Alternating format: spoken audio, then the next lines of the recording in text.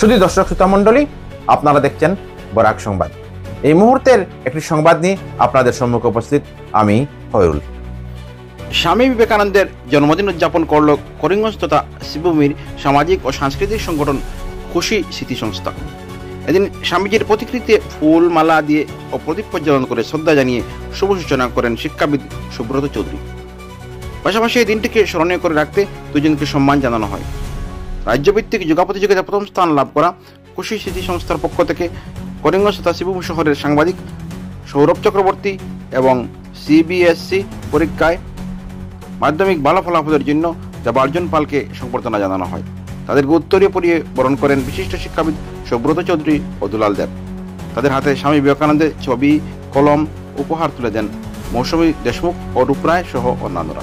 দেখুন এই প্রতিবেদন।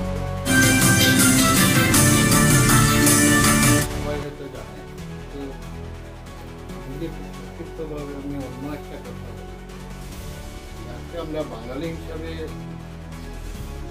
যদিও স্বামীজি জাতপাতের ঊর্ধ্বে ছিলেন, কিন্তু আমরা বাঙালিরা বাঙালি বলে তাকে টানতে চাই। কিন্তু এক সময় স্বামীজি যখন শিকাগোতে যাওয়ার প্রস্তুতি নিচ্ছিলেন, বাঙালিরাই সবচেয়ে বেশি তার বিরুদ্ধে সমালোচনা করেছিলেন।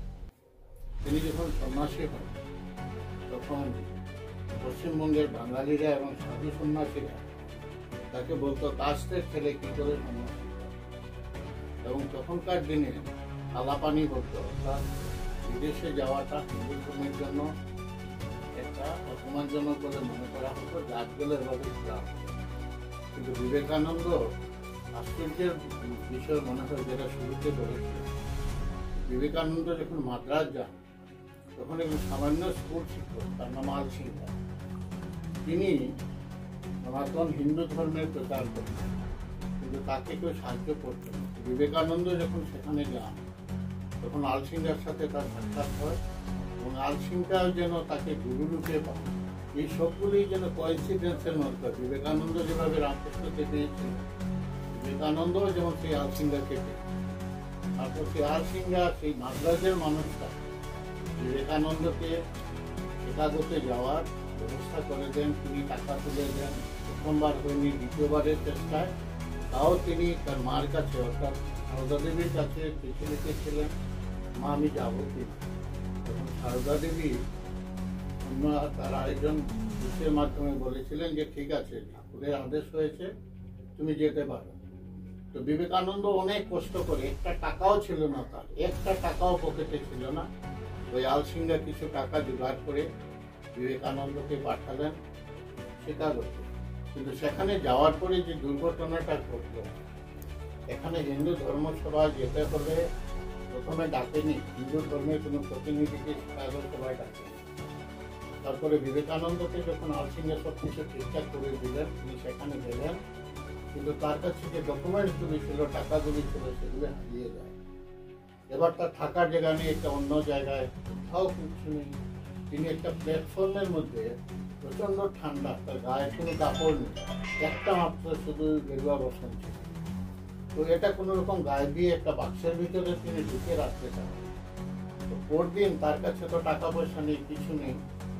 তখন হার্ভার্ড ইউনিভার্সিটি, পৃথিবীর বিখ্যাত ইউনিভার্সিটি, রাইট বলে একজন বিখ্যাত, সেই দেশের বিখ্যাত পণ্ডিত ব্যক্তি, তো তার সাথে দেখা করেন এবং তাকে বলেন ঠিক আছে, আমি আপনাকে লিখে দিচ্ছি, আপনি একজন হিন্দু ধর্মের প্রতিনিধি। তো তিনি যে কথাটা লিখেছিলেন, এখনো বলতে আমার গাছ রুম খারাপ হয়ে ওঠে। তিনি বলেছিলেন যে আপনার পরিচয় দেওয়া আর সূর্যকে তার তাপ বিকিরণ করার অধিকার আছে কিনা জিজ্ঞেস করা একই ব্যাপার। এবং বিশ্ব ধর্মের সম্মেলনের যিনি সভাপতি ছিলেন, তাকে তিনি বলেছিলেন, সেই বিখ্যাত হার্ভার্ড ইউনিভার্সিটির প্রফেসর, যে আপনারা ধর্মের সম্মেলনে যত ধর্মের যতজন পণ্ডিত এখানে আছেন, সবার পাণ্ডিত্য যদি একসাথে করা যায় তাও বিবেকানন্দের সমান করে। এরকম একজন ব্যক্তিকে আপনারা সময় দেবেন। তো বিবেকানন্দকে হিন্দু ধর্মের জন্য বলার জন্য সব শেষের সময় দেওয়া হয় মাত্র 3 মিনিট। কিন্তু 3 মিনিট সময়ে যখন তাকে ডাকা হলো, তিনি শুরু করলেন, my dear brothers of and sisters of America. তখন যে লোকগুলি প্রথমে তাকে ডাকেনি, উঠে দাঁড়িয়ে 3 মিনিট পুরা করতালি দিয়েছিল। তারপরে সেই বক্তৃতা ঘণ্টাখানেক চলেছিল এবং 3 মিনিটের জন্য তাকে দেওয়া হয়েছিল। তিনি 3 মাস অনবরত আমেরিকার বিভিন্ন জায়গায় বক্তৃতা দিয়েছেন এবং পরে তো ইতিহাস বিখ্যাত, পৃথিবী বিখ্যাত হয়ে গেল।